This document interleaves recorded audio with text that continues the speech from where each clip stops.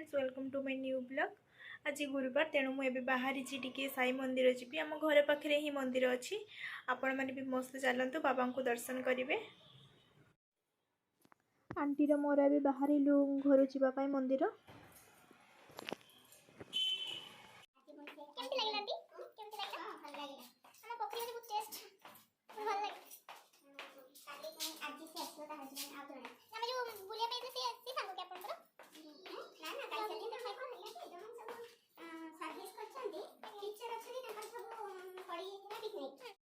घर पाखरे बाबा मंदिर से आम चली चली आसिलु। बाबा मंदिर आम पहुँची गलु। मु प्राय गुरुवार बाबा को दर्शन करने आसे। सकाଳେ आसी न पारे संध्यार हेले भी मुझे आसवाई ट्राए करे। आसिकी मत बहुत भल लगे, शांति लगे बाबा पाखक आसिकी मत। आपण मैंने देखते बाबा मंदिर मुझे देखा।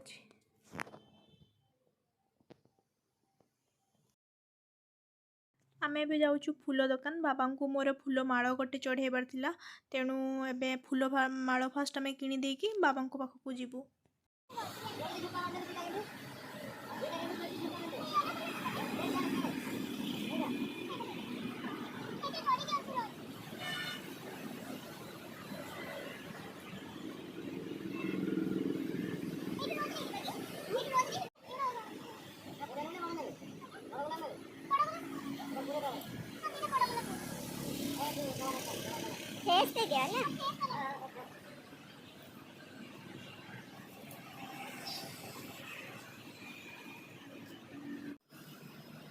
मु रोजमाड़ देती किंतु रोजमाड़ तो नहीं एठी। बाबांकर रोज बहुत पसंद ना तेणु गेंडुमाड़ मु रोज देवाई कहूँ भाई लगे दौरान।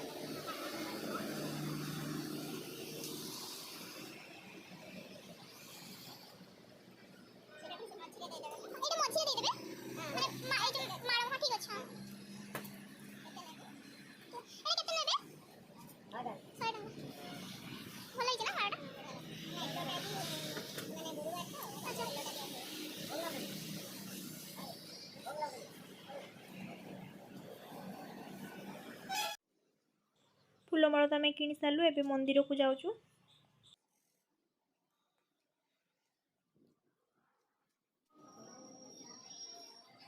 एबे आमे भोग किणबू। बाहर किनी था किंतु पेड़ा भोग बाबांकर पसंद से नथिला बाहर आमे एठू नहीं जाऊँ।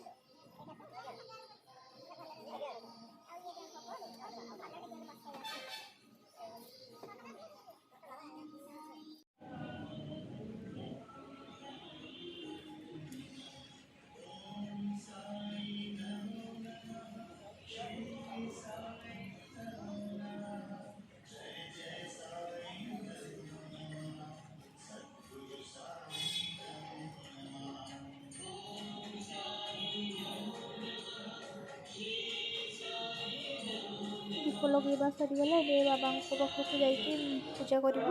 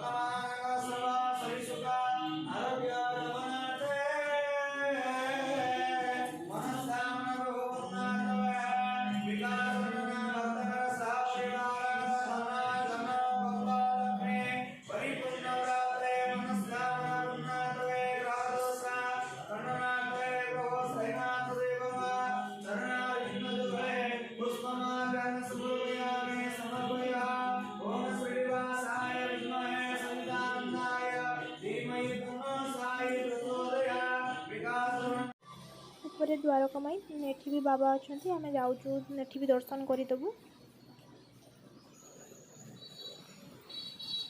मुठू मंदिर देखे दूसरी बाबांकर।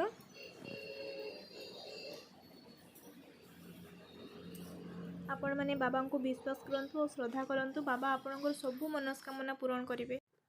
बाबा पाखक आसिकी तो मत बहुत ही भल लगे आज बाबा को तो दर्शन करदेलु भलसे आमे एबे आमे बाहरिलु जीवाई जीवा पूर्व मु आउ थे आपण मानू बाबा को दर्शन कर दौची लास्ट थर पर दर्शन कर दिंतु।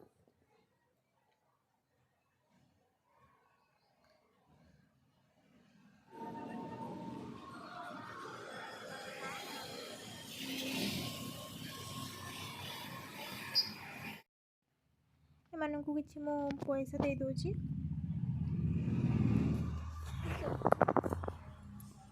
आंटी भोग भी दौरान